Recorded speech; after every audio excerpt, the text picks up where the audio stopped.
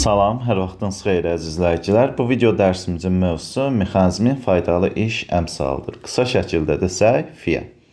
Əziz izləyicilər, siz də bizə dəstək olmaq istəyirsinizsə, videolarımızı bəyənin və kanalımıza abunə olmağı unutmayın. Daha öncəki video izahlarımızdan sizə məlumdur ki, biz hərəkət zamanı sürtünmə qüvvəsinin təsirini və yaxud da müqavimət qüvvəsinin təsirini nəzərə almırdıq. Əgər sürtünmə və ya müqavimət qüvvəsinin təsirini nəzərə almırıqsa, bu zaman mexanizmlər 100% faydalı işə malik olur. Yəni, enerjinin saxlama qanunu ödənilir. Əgər enerjinin saxlama qanunu ödənilirsə, enerjinin, yəni mexaniki enerjinin heç bir hissəsi daxili enerjiyə çevrilmir. Bu zaman cisim 100% faydalı işə malik olur. Ancaq biz bilirik ki, hərəkət zamanı, xüsusilə də üfüqi səth boyunca hərəkət zamanı cisimlə səth arasında müəyyən bir toxunma baş verir və bu toxunma nəticəsində sürtünmə qüvvəsi yaranır və sürtünmə qüvvəsi də hərəkətin əksinə yönəldiyindən daxili enerjinin dəyişməsinə, yəni daxili enerjisinin dəyişməsinə səbəb olur. Yəni mexaniki enerjinin bir hissəsi bu zaman itir. Bu səbəbdən ortaya faydalı iş əmsalı çıxır. Bəs faydalı iş əmsalı nədir? Hərəkət zamanı sürtünmə qüvvəsinin və ya müqavimət qüvvəsinin gördüyü işi kompensasiya etmək üçün, yəni tirazlaşdırmaq üçün, əvəz etmək üçün görülən işə biz faydalı iş deyirik. Faydalı işə misal olaraq göstərə bilərik. Tərpənən və tərpənməz blokda hərəkət zamanı iplə blok arasında müəyyən bir sürtünmə qüvvəsi yaranır və bu sürtünmə nəticəsində mexaniki enerjinin bir hissəsi daxili enerjiyə çevrilir. Onu kompensasiya, yəni tarazlaşdırmaq üçün müəyyən bir iş görülür, həmişə biz faydalı iş deyirik. Başqa bir nümunədə isə cismi şaquli yuxarı, deyək ki, M kütləli bir cisimimiz var. Onu şaquli yuxarı qaldıran zaman hərəkətin əksinə yönələn bir qüvvə yaranır. Bu qüvvəyə xüsusilə ağırlıq qüvvəsi deyə bilərik. Bu ağırlıq qüvvəsi hərəkətin əksinə yönəlir və ağırlıq qüvvəsi müəyyən bir iş görür. Həm işə biz nə deyirik? Faydalı iş deyə bilərik. Bəs bizə desələr ki, faydalı iş hansı hərflə işarə olunur? Faydalı iş A indeksində F hərfinə işarə olunur. Vahidi isə 1 jouldur. Bəs tam iş nədir? Tam iş görüləcək bütün işlərin cəmidir. Yəni, görəcəyim müəyyən bir zaman fasiləsində görəcəyim bütün işə biz nə deyirik? Tam iş deyirik. Tam işdə A indeksində T hərfi ilə işarə olunur. Əgər biz sürtünmə qüvvəsinin təsirini nəzərə almasaq, faydalı iş və tam iş bir-birinə bərabər olur. Onda mexanizm 100% faydalı iş əmsalına malik olur. Neçə faiz dedik? 100% faydalı iş əmsalına malik olur. Lakin praktikada belə sistemlər qeyri-mümkündür. Yəni, belə sistemlər mövcud deyil. Yəni, 100% faydalı işə malik olan mexanizmlər həl-hazırda mümkün deyil. Yəni, yoxdur. Bəs, əgər faydalı iş tam işdən kiçik olarsa, yəni faydalı iş tam işdən kiçik olarsa, mexanizmin faydalı iş əmsalı həmişə 100%-dən daha az olur, yəni daha kiçik olur. Bəs faydalı iş nədir? Faydalı iş əmsalı nədir? Mexanizmin gördüyü faydalı işin tam işə nisbətinin faizlərlə ifadəsini A faydalı bölünsün A tam vurulsun 100%-dir. Buna biz nə deyirik? Mexanizmin faydalı iş əmsalı deyirik. Mexanizmin faydalı iş əmsalı ETA hərfi ilə işarə olunur və vahidi yoxdur. Yəni, vahidi biz deyəcəyik ki, yoxdur. Bəs burada niyə vahidi yox deyirik? Çünki faydalı işin də vahidi 1 jouldur. Tam işin də vahidi nədir? 1 jouldur. Bu zaman 1 joulu 1 joula bölsək bizə vahid çıxmayacaq. Deməli, faydalı iş əmsalının vahidi yoxdur. Bu işarənin isə adı ETA-dır. Yəni, oxunuşunda deyək, ETA hərfi ilə işarə olunur. Əziz dostlar, gəlin indi biz bəzi mexanizmlərin faydalı iş əmsalının düsturlarının çıxarışına baxaq. Birinci başlayaq nədən? Mail müstəvidən. Deyək ki, uzunluğu L, hündürlüyü H olan bizə belə bir mail müstəvi verilib. Bu mail müstəvinin faydalı iş əmsalının düsturlarına baxaq. Deyək ki, mail müstəvinin uzunluğuna biz L dedik. Bax, mail müstəvinin uzunluğu L-dir. Hündürlüyünə isə, bax, L-i buradan yazaq. Hündürlüyünə isə biraz öncə dediyim kimi, hündürlüyünə isə H deyək. Bura bunun nə olsun? Hündürlüyü olsun. Buna da H dedik. Onda biz bu cismi mail müstəvi üzrə yuxarı qaldırmaq üçün müəyyən bir, yəni bərabər sürətlə yuxarı qaldırmaq üçün müəyyən bir qüvvənin təsiri var. Bu zaman ağırlıq qüvvəsi hərəkətin əksinə yönəldiyindən müəyyən bir iş görür. Bunun gördüyü işə biz faydalı iş deyirik. Yaxşı, hansı faydalı bərabərlik yaza bilərik? MGH. Amma həmin cismi, deyək ki, mail müstəvi üzrə tam bura qaldırmaq üçün görülən işi isə biz tam iş deyirik. Bəs həmin cismi bu nöqtəyə qaldıran zaman hansı qüvvə qaldır? Əlbəttə F qüvvəsi qaldır. Həmin qüvvənin gördüyü işə isə biz tam iş deyəcəyik. Onda A tam bərabərdir. Nə qədər məsafə yer dəyişmə icra edir? Əlbəttə L qədər. F vurulsun L olacaq. Onda mexanizmin, yəni mail müstəvinin faydalı iş əmsalının düsturunu buradan yazsaq, eta bərabərdir. MGH bölünsün F vurulsun L vurulsun 100% olacaq. Deməli, mail müstəvinin hündürlüyü H, uzunluğu L varsa, fiyəsinin düsturu MGH, bax, bu düsturla hesablan, bölünsün FL vurulsun neçə faizdir? 100%. Düsturunu bildik. İkinci halda mail müstəvinin hündürlüyü, uzunluğu və həmçinin də meyl bucağı verilərsə, onda bu halda biz mail müstəvinin fiyəsinin düsturunu necə yaza bilərik? Gəlin ona baxaq. Deyək ki, bura 90 dərəcədir. Bura alfa deyək. Deyək ki, həmin cisim buradadır. Mail müstəvi üzrə yuxarı qaldırmaqdan ötürü müəyyən bir yenə F qüvvəsi təsir edir. Yaxşı, bəs bu halda yenə fiyənin düsturunu yazmaq istəyiriksə, bu aşağı doğru bilirik ki, ağırlıq qüvvəsinin üfüqi toplananı var, yəni mail müstəviyə paralel toplananı var. Buna biz nə deyirik? MG sinus alfa. Burada isə həmçinin bizim nəyimiz var? Əlbəttə, sürtünmə qüvvəmiz var. Sürtünmə qüvvəsi isə μmg kosinus alfadır. Bunu belə yazdıq. Yaxşı, biz buradan F-i necə yaza bilərik? F-i yazmaq istəsə F bərabərdir mg sinus alfa plus μmg, çünki mail müstəvi üzrə F qüvvəsinin təsiri altından yuxarı qaldırır. μmg kosinus alfa yaza bilərik. Nə yazdıq? μmg kosinus alfa. Bu burada qalsın. Bu, biraz öncə dedik, sürtünmə qüvvəsinin təsiri nəzərə alınarsa, cismi yuxarı bərabər sürətlə qaldıran zaman dartı qüvvəsinin düsturudur. Yaxşı, bəs burada H-ı, çünki biz biraz öncə nə demişdik? Hündürlüyümüz H-dır. Uzunluğumuz isə biraz öncə dediyimiz kimi L-dir. Bəs bu bucağın sinusunu tapa bilərikmi? Əlbəttə tapa bilərik. Onda həmin bucağın sinusunu buradan yazsa, sinus alfa bərabərdir. Bu düzbucaqlı üçbucaqda qarşıdakı katetin hipotenuza nisbəti bizə nə verir? Sinus alfa. Yəni, qarşıdakı katetimiz H, hipotenuzumuz isə L-dir. Onda buradan H-ı tapsaq, H bərabərdir. L sinus alfa vermiş olacaq. Bu düstura isə biz nə deyəcəyik? Əlbəttə, bu düstura isə biz deyəcəyik ki, hündürlüyün düsturu. Biraz öncə yazdıqlarımızı yadımıza salaq, mail müstəvinin fiyəsinin düsturunu buradan yazmışıq, qeyd etmişik. Və bu düsturda F-in yerinə bir də H-ın yerinə öz ifadələrini yazsa, onda bizim ifadəmiz belə olacaq. Eta bərabərdir mg, H-ın yerinə nə yazdıq?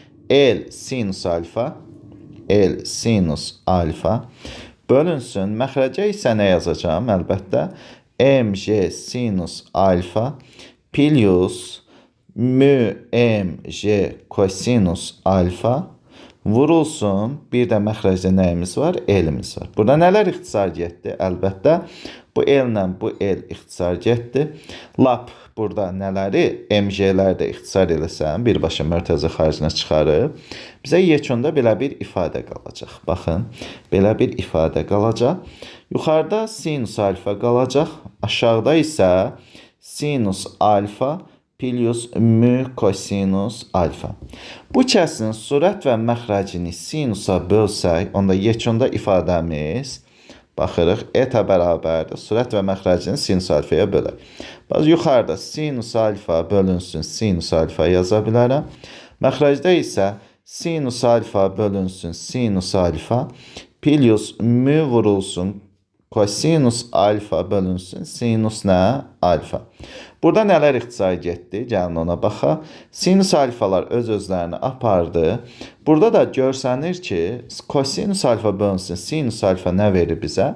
Kotangens alfa verir.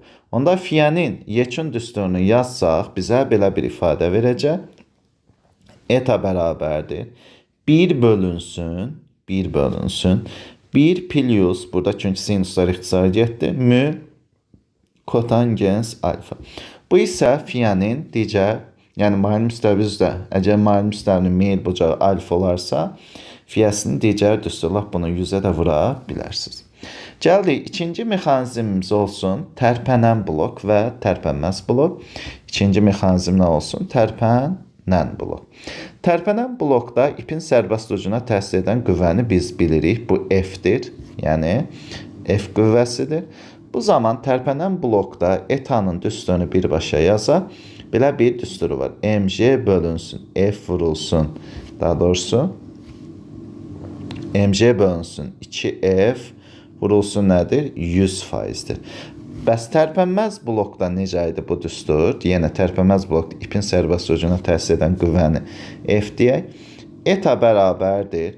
mg bölünsün F vurulsun nədir? 100%'dir. Aha.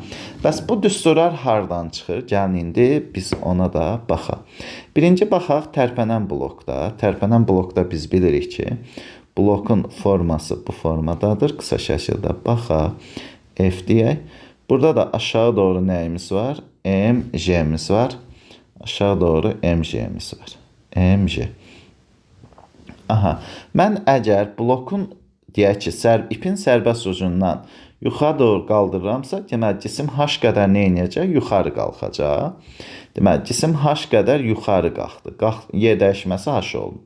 Burada da h ip 2h yükə bərabər olduğundan ipin yer dəyişməsi isə 2h olacaq.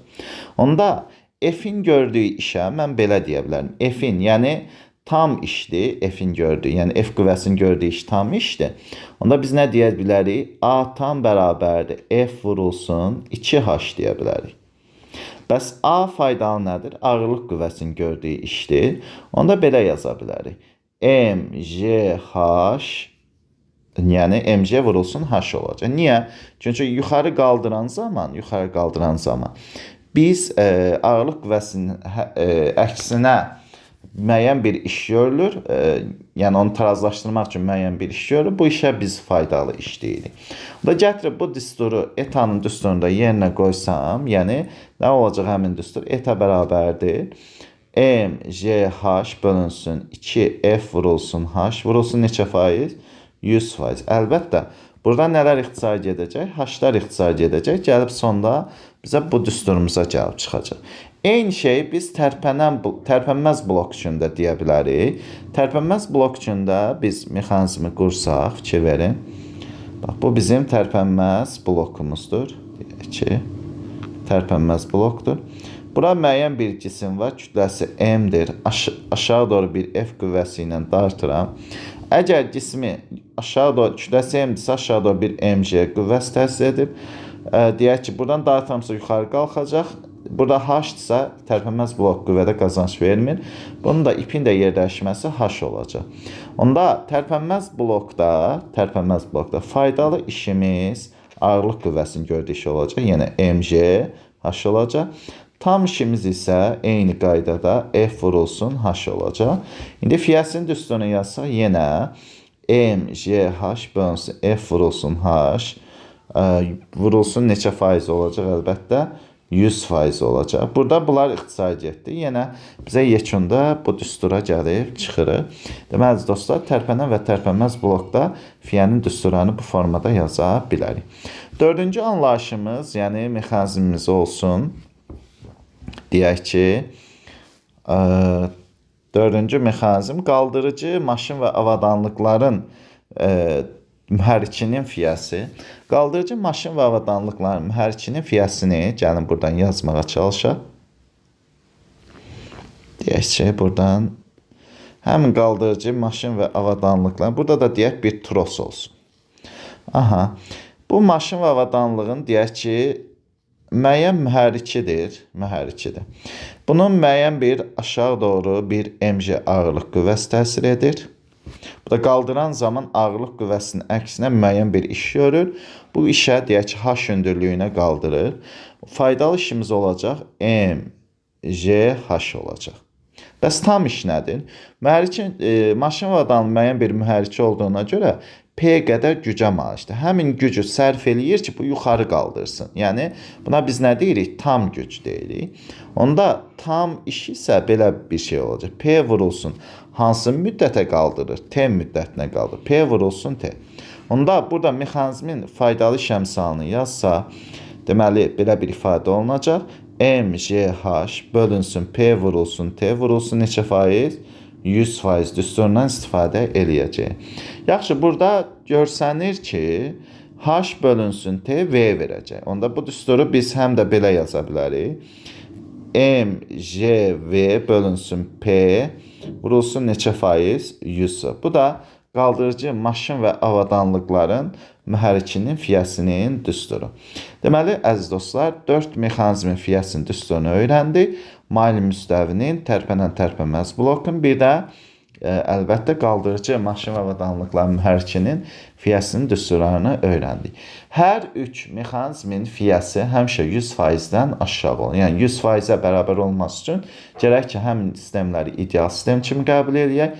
Bu isə praktikada hələlik mümkün deyil. Gəlin mövzumuzu daha yaxşı başa düşmək və ya möhkəmlətdirmək üçün bir neçə test nümunəsinə baxaq. Birinci testdə deyilir. Maşının mühərrikinin gücü 16 kW, faydalı iş əmsalı 40%-dir. Bir dəqiqə ərzində nə qədər yükü 20 metr hündürlüyə qaldırar? Bizdən nəyi soruşur? Kütləni. Burada təbii ki, J bərabərdir. Yəqin ki, bizə 10 metr bölünsün saniyə vermək istəyir. Gəlin biz tapaq. Qaldırıcı maşın və avadanlıqların mühərrikinin fiyəsinin düsturunu biz bilirik. Həmin düstur necə idi? Eta bərabərdir. mgh bölünsün P vurulsun T. Bir də nə deyirik? Vurulsun 100%. Buradan m-i tapsaq, m bərabərdir ifadəmiz belə olacaq. P vurulsun T vurulsun eta bölünsün GH vurulsun neçə faiz? 100% olacaq. Gətirib yerinə qoysaq, P-miz nə qədərdir? P deməli 12 kW-dır. 16 kW-dır. 16.000 deyək buna. 16.000 vurulsun. T neçə dəqiqə ərzində deyir? 1 dəqiqə, yəni 60 saniyə deyə bilərik. Vurulsun. Bəs etamız neçə faizdir? 40% bölünsün. J'miz 10-dur. H'miz neçə metr hündürlüyə? 20 metr. Vurulsun neçə faiz? 100%. Burada ixtisar gedənləri ixtisar eləyək. Deməli, bu 0, bu 0, belə deyək. Bu 0, bu məxrəcdəki 4 dənə 0-ı biz ixtisar eləyə bilərik. Məxrəcdə 2 qalacaq. Surətdə bu 2 ilə də bu 2-ni ixtisar eləyək. Ümumiyyətlə, məxrəcdə heç nə qalmasın. Deməli, bərabərdir. Onda bizə nə qalacaq? Burada 2 qaldı. 12, 16. 12-ni də 16-ya vursaq, 192, bir 0 da orada var. 192 yanında da nədir? 0 kiloqram. Deməli, cavab nə olacaq? 1920 kiloqram. Doğru cavab A variantı olur. Növbəti testimiz ikinci testdir. Faydalı iş əmsalı 75% olan tərpənən blokda 30 kiloqram kütləli yük qaldırılır. Bloklara tətbiq olunan qüvvəni hesablayın. Yenə tərpənən blok deyir burada. Diqqət edək. Tərpənən blokda fiyənin düsturunu biz yazmayıq. Eta bərabər nə idi? mg bölünsün 2f vurulsun neçə faiz? 100%. Buradan f-i tapsaq bizə belə bir ifadə qalacaq. mg vurulsun 100% bölünsün nədir? 2 dənə eta. 2 eta verəcək bizə. Bərabər yerinə qoyaq. M-miz neçədir? 30-dur. Vurulsun 10. Vurulsun, yeni də burada 10 qəbul eləyək. Vurulsun 100. Bölünsün 2 vurulsun. Etamız neçədir? 75-dir. Yaxşı. 2-ni mən 75-ə vursam 150 eləyəcək. Bundan bu ixtisar gedər. Bizə 2 qalacaq burada. 2-ni də 100-ə vursam 200 Newton. Doğru cavab hansı variant oldu? C variantı.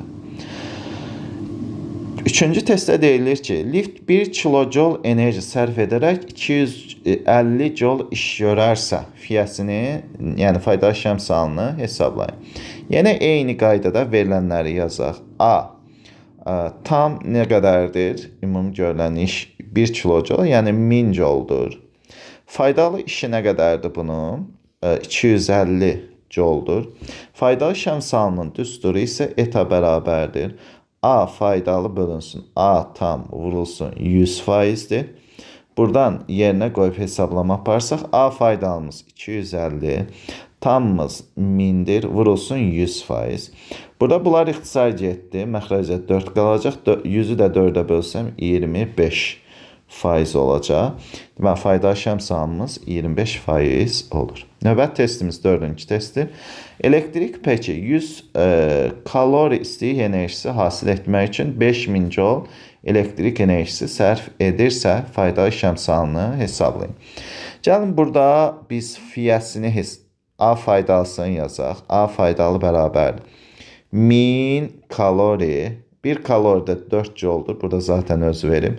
4 vurulsun 1000. O da bərabər nədir? 4000 deyək nə olsun? Jol.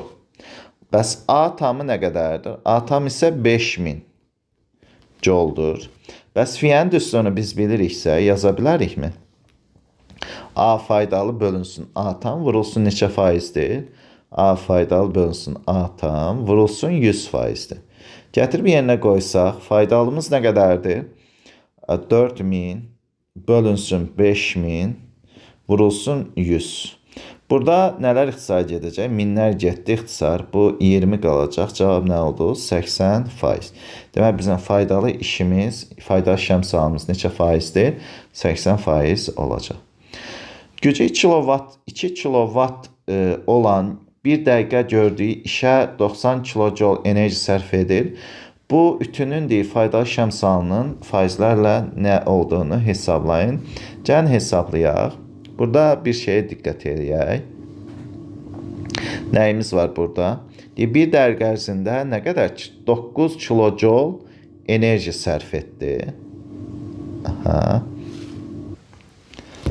Burada diqqətlə baxsaq verilənlər nə olacaq? Deməli, tam güc nə qədərdir? 2 kilovatdır. Bunu belə yaza bilərik. 2 kilovat. O da nədir? 2000 watt kimi ifadə edə bilərik. Zaman nə qədərdir? Bax, zaman və tam güc verilirsə, tam işi tapmaq olar. 1 dəqiqədir. 1 dəqiqə. Bu da nə qədər eləyir? 60 saniyə eləyir. Buradan tam işi tapa bilərik. Tam iş, tam gücün nəyə? P tamı nəyə hasildir? T'yə. Yəni 22.000 vurulsun neçə olacaq? 60. Bu burada dursun. Bəs faydalı işimiz nə qədərdir? Bu da 90 kilojoldur. Yəni bu da 90.000, 9 yanında 4 0 jol olacaq. Fiyənin də düsturunu artıq biz bildiyimizə görə A faydalı bölünsün nə idi? A tam vurulsun neçə faizimiz var? 100%'imiz var. Yerinə qoyaq. Yuxarı nə qoyacaq? 90.000. 90.000. Aşağı nə qoyacaq? 2000 vurulsun 60. Belə deyə bilərik. 60. Vurulsun bir də nədir? 100%. Burada nələr ixtisar gedəcək? Bu 4 sıfırla deyək, bu 4 sıfır ixtisar getsin. Deyək ki, bu 6 ilə bu ixtisar getsin. Burada 3 qalacaq, burada 2 qalacaq.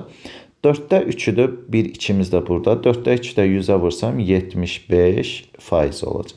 Demək, fiyəmiz neçə faiziymiş? 75%. Doğru cavab hansı variant oldu? D variantı. Növbət test. Şəkildəki blokun köməyi ilə kütləsi 12 kg olan cisim bərabər sürətlə yuxarı qaldırılır. Faydalı işləmsal 40% olarsa qüvvə nə qədər olar? Biraz öncə dediyimizə uyğun bir testdir. Blokdan görsənir ki, blokumuz tərpənən blokdur. Eta bərabərdir. mg bölünsün 2f vurulsun 100%'dir. Buradan f'i tapsaq, deməli mg vurulsun nə deyə bilərik? 100 bölünsün nə olacaq? 2 dənə eta olacaq. Biraz öncə də buna uyğun bir test əldə eləmişdik. M'imiz 112 vurulsun 10 vurulsun 100, 2 vurulsun eta da 40-dır. Burada ixtisar gedənləri ixtisar eləyək. Deməli, bununla bu 0 getsin ixtisar. 12 ilə bu getsin 3 qalsın. Bununla da bu ixtisar getsin 50 qalsın. 3'ü 50'yə vursam 150 Newton olacaq. Doğru cavabımız hansı variant? B variantı. Deməli, bununla da əziz dostlar, faydalı iş əmsalı mövzusunu və ona uyğun testlərin izahını sona çatdıq. Növbəti video izahlarda görüşmək ümidi ilə sağ olun, özünüzdən müğayət olun.